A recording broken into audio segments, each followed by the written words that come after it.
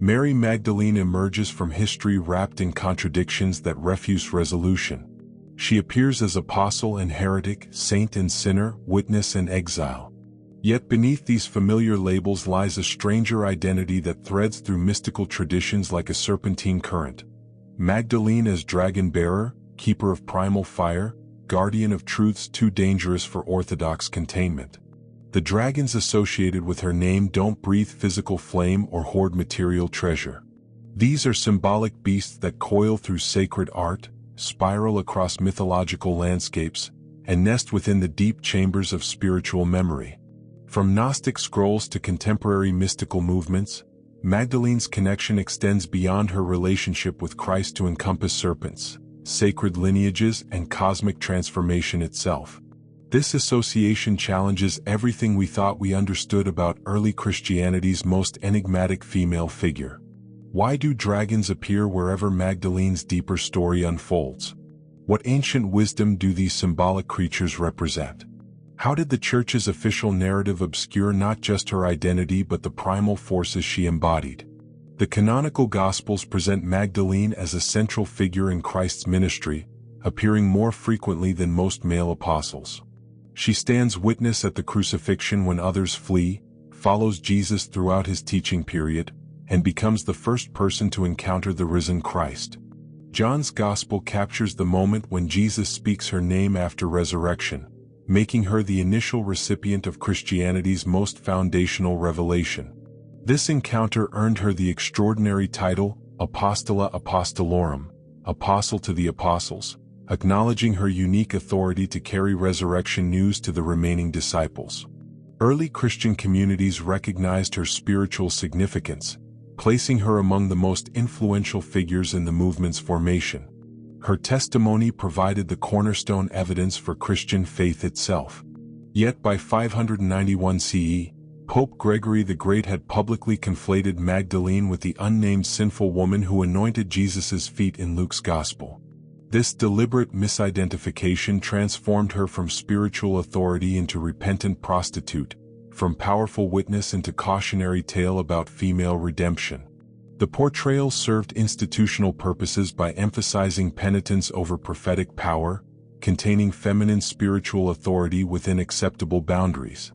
This distorted image dominated Western Christian imagination for nearly 14 centuries, only recently challenged by Vatican acknowledgement that Magdalene was never the prostitute of Luke's narrative. Pope Francis's 2016 elevation of her feast day to equal status with male apostles represents symbolic restoration, yet the damage to her historical identity runs deeper than official corrections can remedy. While the Church reconstructed her public image, alternative traditions preserved different memories. French medieval folklore claimed Magdalene arrived in Provence after Christ's ascension, accompanied by siblings Martha and Lazarus. She reportedly spent her final decades in contemplative solitude within a mountain cave called Saint-Baume, sustained by angelic visitations and lifted daily into ecstatic communion with divine realms. Her sister Martha introduces the first dragon in these legends through her encounter with the Tarasque, a fearsome creature terrorizing the town of Tarascon.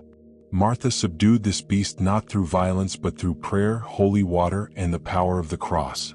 The creature's submission to feminine spiritual authority establishes a pattern that echoes throughout Magdalene's mystical associations.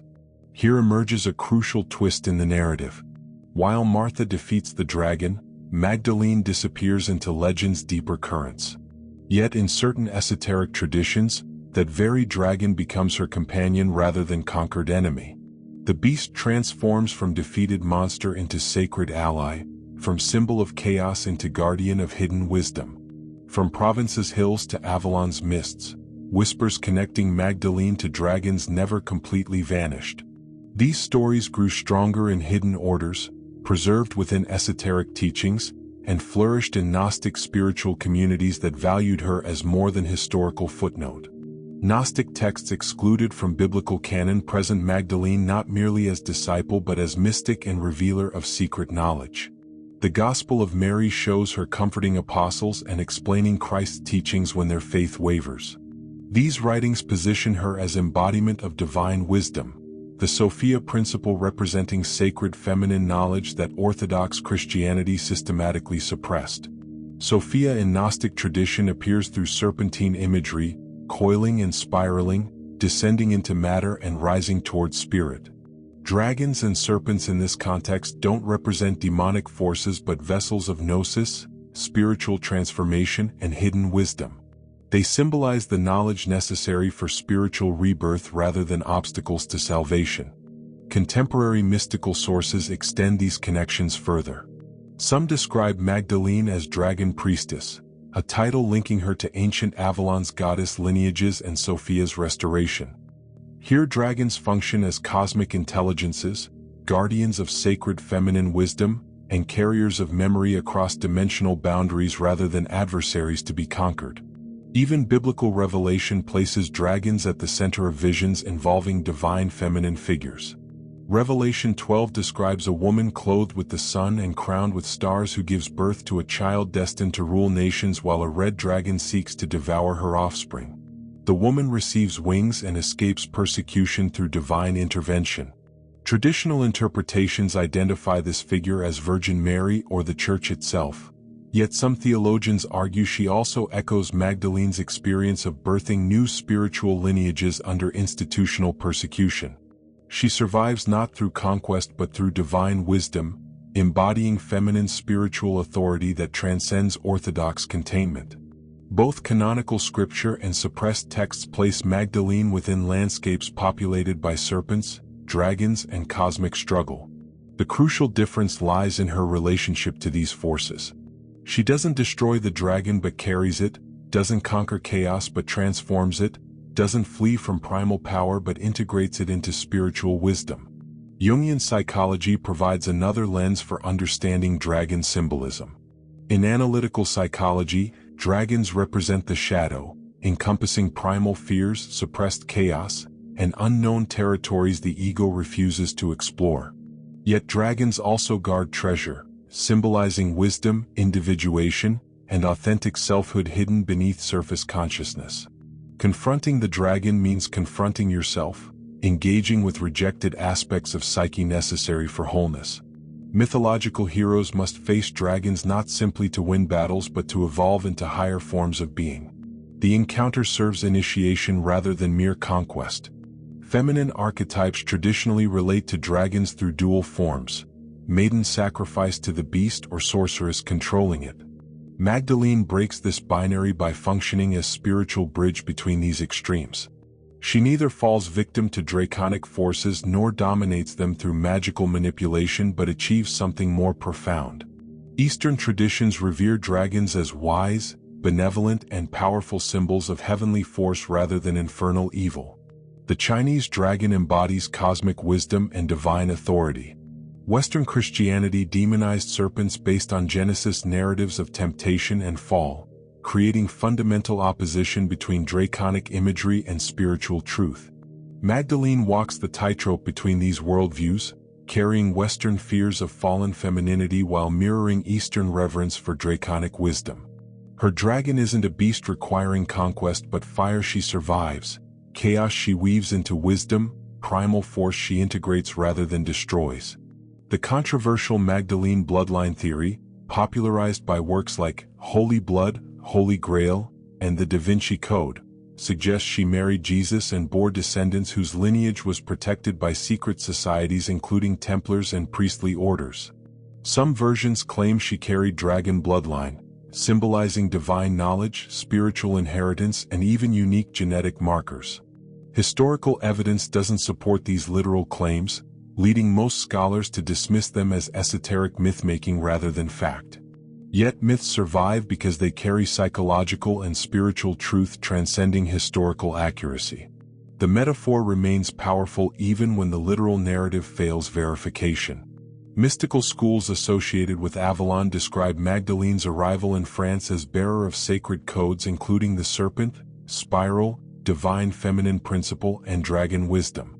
Whether or not literal bloodline exists, the spiritual lineage she carried faced systematic suppression by institutional Christianity.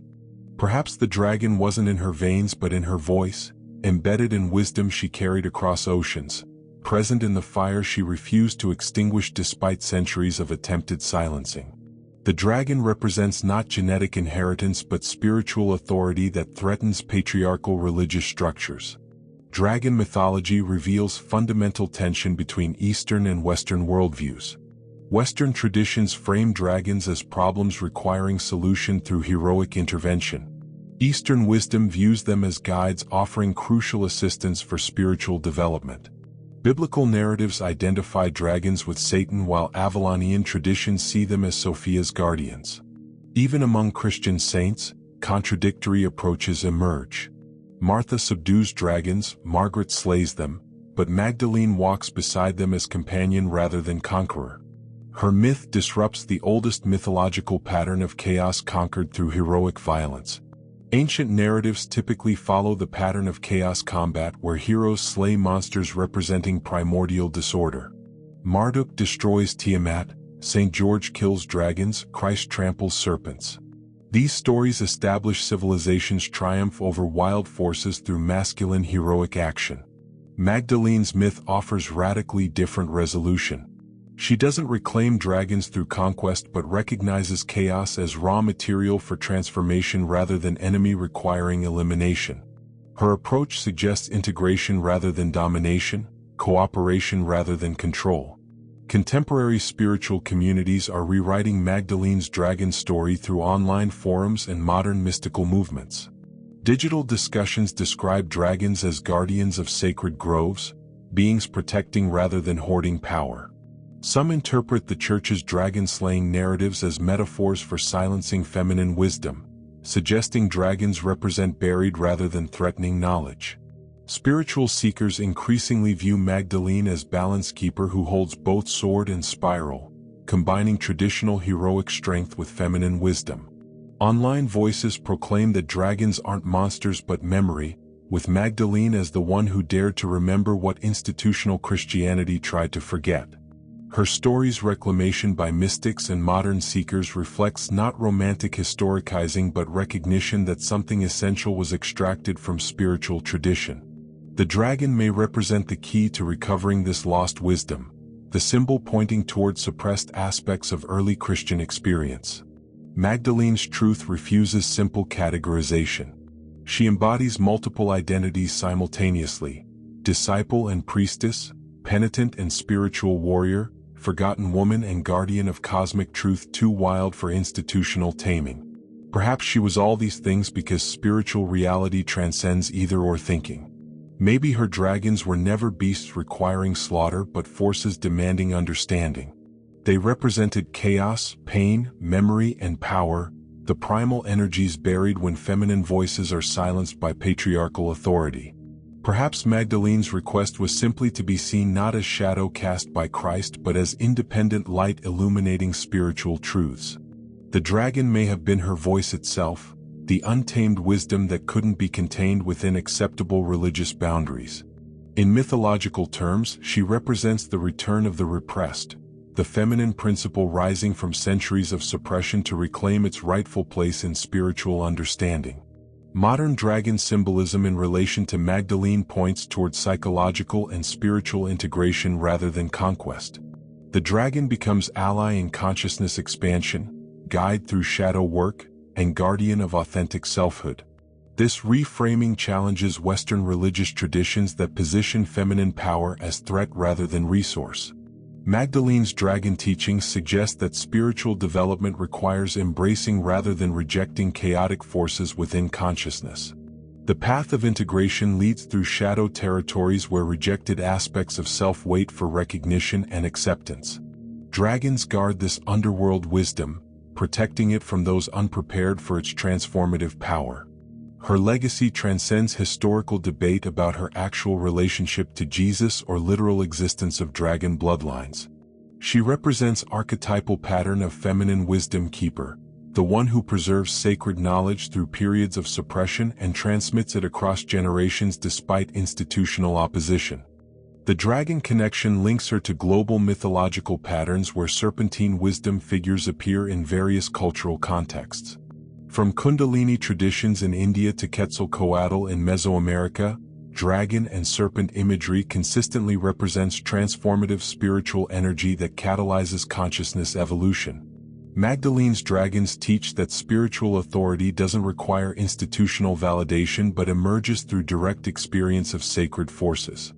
Her model suggests that authentic spirituality often exists at margins of established religion, preserved by those willing to embrace what orthodox teaching rejects or fears. Contemporary spiritual movements increasingly recognize feminine wisdom traditions as essential components of complete spiritual understanding. Magdalene's rehabilitation reflects broader cultural recognition that patriarchal religious structures systematically suppressed half of human spiritual experience. The dragon becomes symbol of this returning feminine wisdom, the primal energy that refuses permanent containment and emerges whenever consciousness is ready to transcend limiting beliefs. Magdalene carries this energy not as historical curiosity but as living spiritual force available for contemporary transformation. Her story challenges binary thinking that positions good against evil, light against dark, order against chaos. Instead, she demonstrates integration of apparent opposites into higher synthesis where all forces serve consciousness expansion rather than mutual destruction. The dragon path she represents offers alternative to heroic spirituality based on conquest and control. Her approach emphasizes receptivity, integration, and cooperation with natural forces rather than domination over them. This shift from warrior to wisdom keeper spirituality addresses contemporary needs for healing rather than further division. Magdalene's dragon wisdom ultimately teaches that what appears threatening to ego consciousness may be exactly what soul consciousness requires for evolution. The forces we most resist often carry the keys to our liberation, the chaotic energies that dissolve limiting structures to allow new possibilities to emerge. Her legacy endures because she embodies perennial wisdom about consciousness transformation that transcends specific historical or religious contexts. The dragon she carries represents eternal return of suppressed wisdom, the cyclical pattern where rejected knowledge resurfaces when human consciousness becomes ready to receive its teachings. Through her example, we learn that spiritual authority comes not from institutional position but from willingness to embrace the full spectrum of human experience, including its chaotic and transformative dimensions. The dragon teaches us that what appears as obstacle may actually be opportunity, what seems like destruction may be reconstruction at deeper level. Magdalene's continued presence in contemporary spiritual imagination suggests that her dragon medicine remains relevant for current consciousness evolution. She offers guidance for navigating times when old structures dissolve and new possibilities emerge, teaching us to dance with chaos rather than flee from it. The dragon path she pioneered leads not away from the world but deeper into it, not toward escape from human experience but toward its complete embrace and transformation. Her wisdom teaches that divinity doesn't transcend matter but incarnates through it, using even the most challenging circumstances as vehicles for consciousness expansion and spiritual awakening.